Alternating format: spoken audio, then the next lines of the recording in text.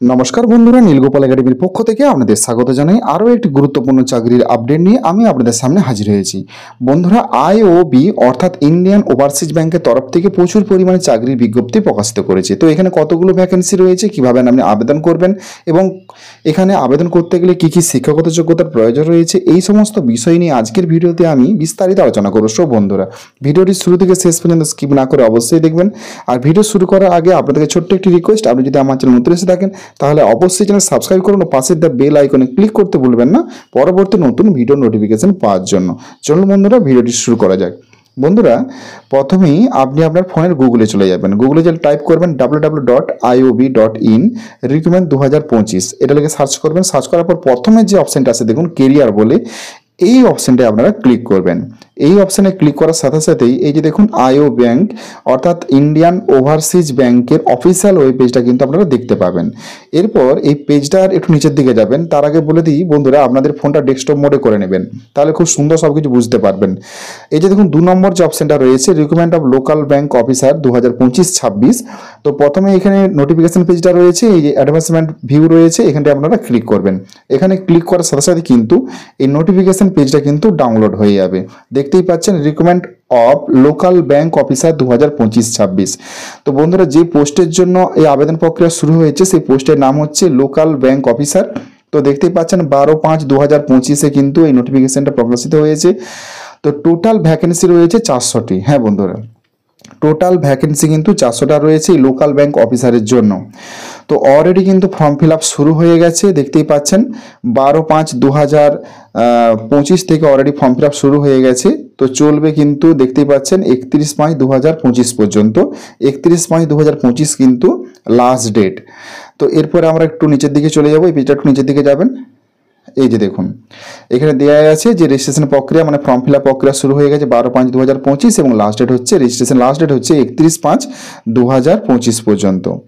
বন্ধুরা, এখানে 6টা স্টেট অর্থাৎ 6টা রাজ্যে কিন্তু এই নিয়োগ প্রক্রিয়া চলবে: তামিলনাড়ু, উড়িষ্যা, মধ্যপ্রদেশ, গুজরাট, ওয়েস্ট বেঙ্গল এবং পাঞ্জাব। তো আমরা যেহেতু ওয়েস্ট বেঙ্গল থেকে বিলং করছি, এই জন্য ওয়েস্ট বেঙ্গল কথাটাই বলবো। তো ওয়েস্ট বেঙ্গলের বন্ধুরা এখানে দেখুন সব কিছু ভ্যাকেন্সি দেখতে পাবেন, এসসি, এসটি, ওবিসি এবং ইডাব্লিউএস, ইউআর ক্যাটাগরির জন্য সব কিছু এখানে কিন্তু দেওয়া রয়েছে, আপনারা একটু এটা দেখে নেবেন। এরপর আর একটু নিচের দিকে চলে যাবেন এখানে। তো এখানে প্রথমে ইম্পর্টেন্ট নোটিশটা আপনারা একটু ভালো করে দেখে নেবেন। তারপর এলিজিবিলিটি ক্রাইটেরিয়া।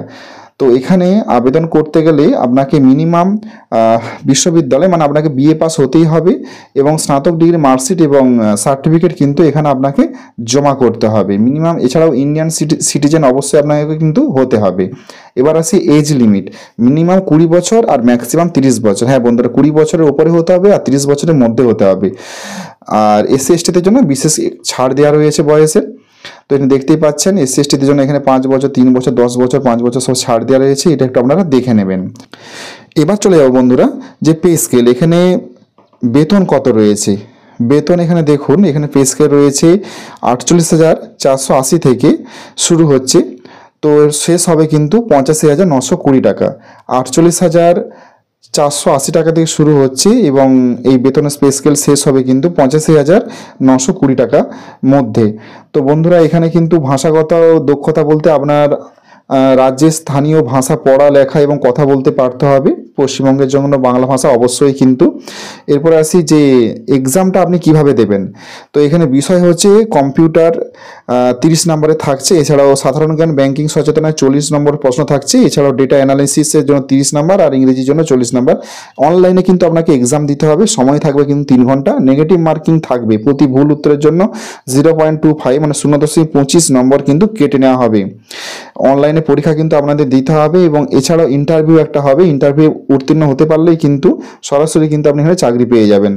তো কিভাবে, আর একটা কথা আপনাদের বলে রাখি যে এখানে ফিস জমা দিতে হবে বন্ধুরা।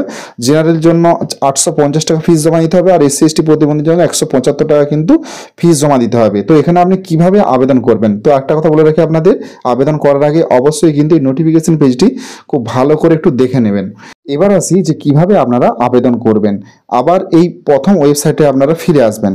এই ওয়েবসাইটে ফিরে আসার পর এই যে দেখুন এখানে দেখুন এই যে অ্যাপ্লাই অনলাইন যে অপশানটা রয়েছে, এই অ্যাপ্লাই অনলাইন অপশানটা আপনারা ক্লিক করবেন। ক্লিক করার সাথে সাথে এই ওয়েব পেজটা কিন্তু ওপেন হয়ে যাবে।